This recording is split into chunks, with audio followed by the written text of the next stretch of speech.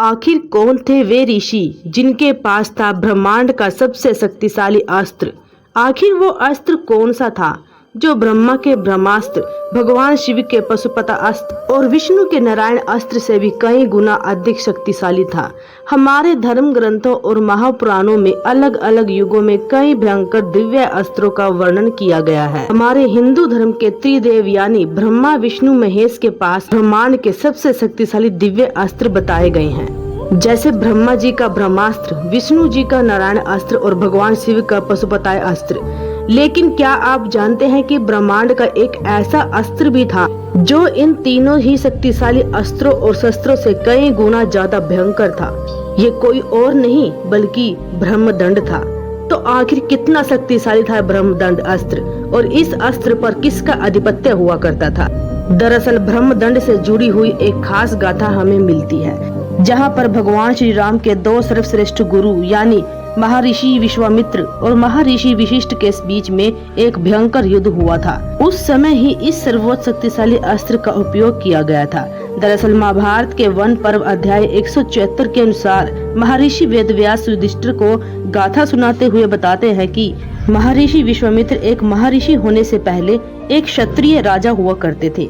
समुद्र मंथन के दौरान जब कामधेनु गाय की उत्पत्ति हुई, तब कामधेनु को ऋषियों को सौंप दिया गया और इसी कामधेनु गाय को लेकर एक बार महर्षि विश्वामित्र और महर्षि वशिष्ठ जी के बीच में एक भयंकर विवाद उत्पन्न हो गया। दरअसल ये दोनों ही भगवान श्री राम के गुरु थे और महर्षि विश्वामित्र महर्षि होने से पहले एक क्षत्रिय राजा थे, जबकि महर्षि वशिष्ठ सप्त ऋषियों में से एक थे। कहते हैं कि दोनों के दोनों अपनी शक्तियों को सर्वोच्च दिखाने के लिए अपना चरित्रक वर्णन कर रहे थे। महर्षि विश्वामित्र जी ने महर्षि वशिष्ठ जी को अहंकार वश कहा, आप तो ब्राह्मण हैं और ब्राह्मण स्वाभाविक रूप से शांत और जीवात्मा होते हैं।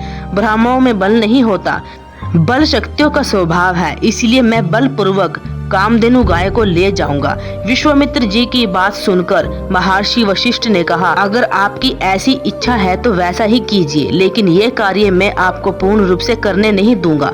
महर्षि वशिष्ठ की इस बात को सुनकर विश्वामित्र जी की क्रोध की सीमा नहीं रही और उन्होंने ऋषि वशिष्ठ जी को लक्ष्य बनाते हुए कई सारे बाणों का प्रहार कर दिया। बाणों की वर्षा होने लगी, पृथ्वी और आकाश हर तरफ से बाणों की भयंकर वर्षा होने लगी। लेकिन आश्चर्य की बात तो ये थी कि महर्षि वशिष्ठ जी ने विश्वामित्र जी के चलाए गए घातक और भयंकर बाणों का निवारण केवल एक पीपल की छड़ी से ही कर दिया था। वशिष्ठ जी से क्रोधित होकर विश्वामित्र जी ने उस पर सभी दिव्य बाणों और दिव्य अस्त्रों को बरसाना प्रारंभ कर दिया। कहते हैं कि विश्वामित्र जी ने महर्षि वशिष्ठ पर अग्नि अस्त्र, वरुण अस्त्र, शाम अस्त्र और वाम्य अस्त्र का प्रयोग किया, लेकिन सभी प्रकार के दिव्य अस्त्र मिलकर भी महर्षि वशिष्ठ को कोई भी प्रकार की हानि नहीं पहुंचा पाए और तेजस्वी वशिष्ठ जी ने केवल एक पीपल की छड़ी से इन सब दिव्य अस्त्रों का निवारण कर दिया और इन सभी दिव्य अस्त्रों को उल्टा लौटा दिया। कहते हैं कि उस समय महर्षि विश्वामित्र जी के साथ उसकी सेना और साथ ही उसके कई सारे पुत्र भी वहां मौजूद थे और जब महर्षि विश्वामित्र ने इतने सारे दिव्य अस्त्र उन पर छोड़े थे तो उस समय पीपल की लकड़ी से महर्षि वशिष्ठ ने उन सभी अस्त्रों को उल्टा लौटा दिया। कहते हैं कि इस वजह से उनके 100 पुत्र और उसकी विशाल सेना जलकर भस्म हो गई। ये देखकर महर्षि विश्वामित्र महर्षि वशिष्ठ की शक्ति से परास्त होकर धरती पर गिर पड़े। एक साधारण से ऋषि से परास्त होने के बाद और अपने पुत्रों की मृत्यु के बाद महर्षि विश्वामित्र बेहद दुखी हो गए थे। वे एक क्षत्रिय होने का दावा कर रहे थे और ये सब फीका पड़ गया। उन्होंने अपने बचे हुए पुत्रों को अपना राज सिंहासन और सारा दायित्व सौंप दिया और स्वयं वन में तपस्या करने चले गए। वाल्मीकि रामायण के बालकांड के सर्ग 53 में भी इस बात का विवरण मिलता है। एक लंबे समय तक हजारों वर्षों की तपस्या करने के पश्चात जब महादेव गुरु विश्वामित्र जी की तपस्या से प्रसन्न होकर उन्हें दर्शन देने के लिए प्रकट हुए, तब विश्वामित्र जी ने उनसे उपनिषद वेदों का ज्ञान मांगा और साथ ही ब्रह्मांड में मौजूद सभी प्रकार के दिव्य अस्त्रों और शस्त्रों का ज्ञान मांगने की इच्छा प्रकट की। महादेव ने विश्वामित्र जी को अस्त्र शस्त्र वेद उपनिषद और पुराणों का ज्ञान देकर अंतर्ध्यान हो गए और उसके बाद महादेव से वरदान पाकर महर्षि विश्वामित्र जी फिर से शक्तिशाली हो गए और महर्षि वशिष्ठ के आश्रम उनसे बदला लेने के लिए पहुंच गए और वहां जाकर उन्होंने वशिष्ठ जी को युद्ध के लिए ललकारा। दरअसल महर्षि विश्वामित्र जी अपने 100 पुत्रों की मृत्यु का प्रतिशोध लेना चाहते थे।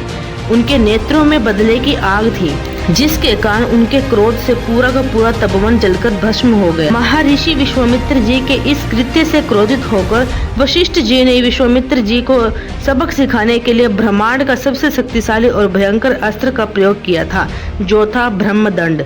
विश्वामित्र जी को ललकारते हुए महर्षि वशिष्ठ ने कहा, महादेव से अस्त्र शस्त्र प्राप्त करने के बाद तू मेरे सामने खड़ा है। मैं युद्ध के लिए तुम्हारे सामने उपस्थित हूँ।